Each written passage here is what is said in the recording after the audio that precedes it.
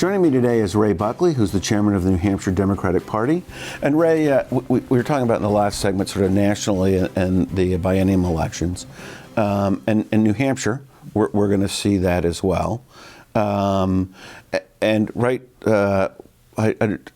obviously have the two House races. Mm-hmm. The governor will be up.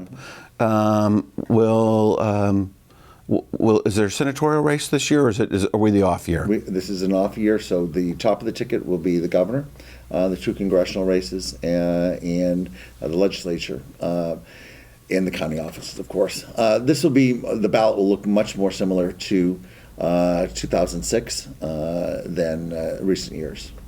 So what are the issues that you think are, as you think about New Hampshire specifically, that are issues that are going to resonate between now and the next election? And as you think about the broad communication messages, is it one where the party locally should pivot against the president in power, or is this one where local issues are going to dominate, do you think?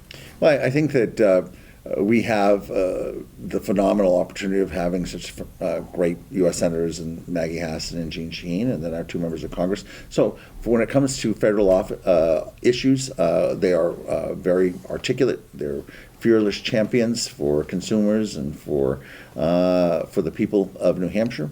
And so I'm feeling very positive and upbeat about what they're doing. On the flip side, when it comes to state government, whether it's on the Executive Council with Councilor Andy Valinsky or Chris Pappas, or in the State Senate or in the House, we have an enormous bench of talent, of people that are really bringing forward some amazing ideas of how to move the state forward. And an election is always about jobs, the economy, putting food on the table, but also about are you making the state a better place? And we argue that under Democratic governors, New Hampshire is better. And we believe the statistics prove that to be. So our argument will be is if you want to continue moving in the progress that that Governor Shaheen, Governor Hassan, and Governor Lynch provided for 18 of the last 21 years, that you would vote for Democrats for legislative races and for the governor's office.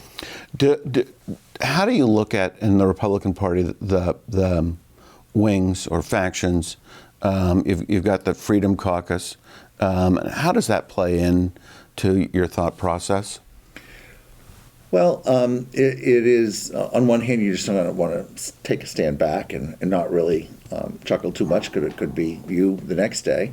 But I mentioned to somebody the other day, it has been years since I have not got a phone call from somebody that has either attended an actual meeting of the Republican State Party Executive Committee or have had a call, and they'll call and go, and they will rat out the other people on the Executive Committee. I don't think that happens in the New Hampshire Democratic Party. I've never heard of it happening, but there is this lack of discipline and lack of support of each other. They're constantly picking at each other. They're constantly undermining each other, and you see that. You see the back and forth between Governor Sununu and Speaker Jasper. When was the last time we've spoken? That sort of activity is not usual. And it certainly is not. It's certainly not on public display, if it even happens within the Democratic Party.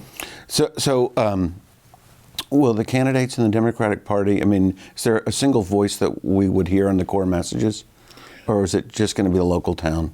Well, I think it's important that you understand the difference between Democrats and Republicans.